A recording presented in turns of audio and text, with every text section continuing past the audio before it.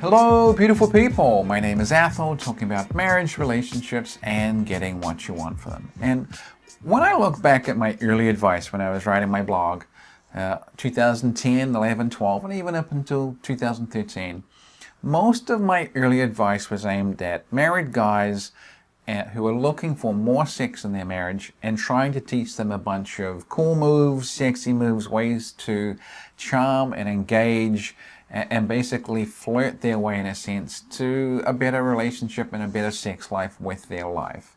And that kind of advice is still part of what I teach, but I've really moved to far more of a deeper, slower, more structural approach to creating attraction and improving the overall relationship quality. And that's because I really see that sexual frequency, the amount of sex that you have in your relationship, is very much a symptom based on the overall quality of the relationship and particularly how comfortable and attracted and happy the wife is in the marriage. So if you're having a lot of sex or very high quality sex, that's a symptom of the relationship being good.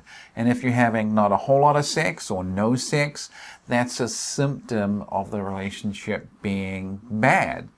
So all these cool, sexy moves trying to get more sex is really just they're just tiny little tweaks and influences compared to the overall benefits of improving the relationship.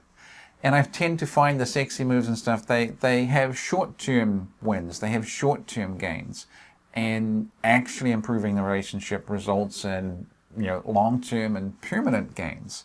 And when I start working with someone, I tend to ask a lot of questions about the sexual frequency all through the relationship, all through the marriage.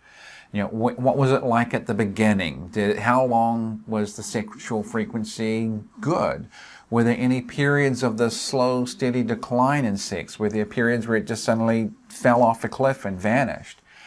And I ask all these questions because very often the change in sexual frequency reveals something about what was happening to the relationship at that time. And you tend to find, the really acute bad events are the ones that suddenly result in a marked drop-off of sex. And sometimes it is the structural life choices and situations and problems that result in those slow declines.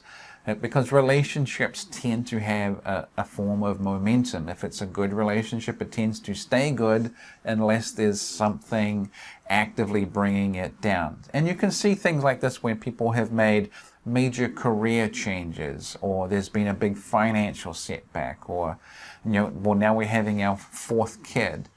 That you can see these long, slow declines sometimes.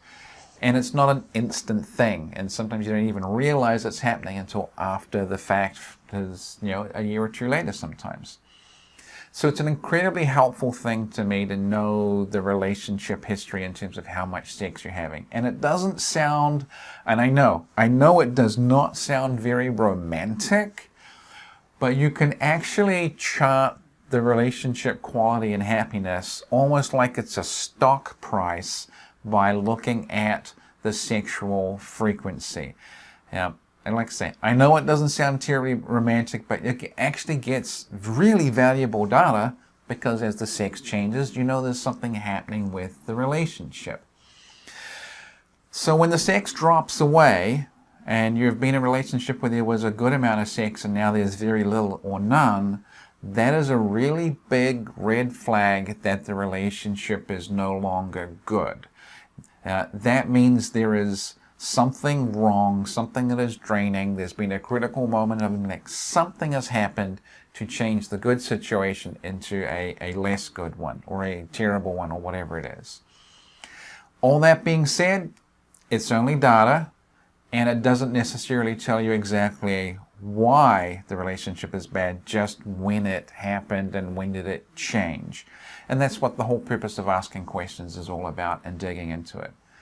So when all is said and done, your marriage is always going to be a sexual relationship. It's just a question of, is it a good one? Is it a bad one? Is it an average one? Is it somewhat neutral?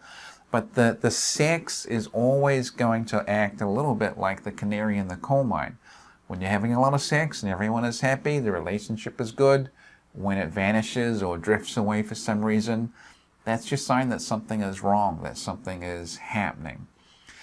And by all means, don't wait until it's been gone for 3 or 4 years, because you will be surprised how many people wait until it really has been years of an ingrained problem before they seek help. So alrighty, gonna leave it there. Please like, share, comment, and most importantly, please do subscribe on YouTube, and I will talk to you tomorrow.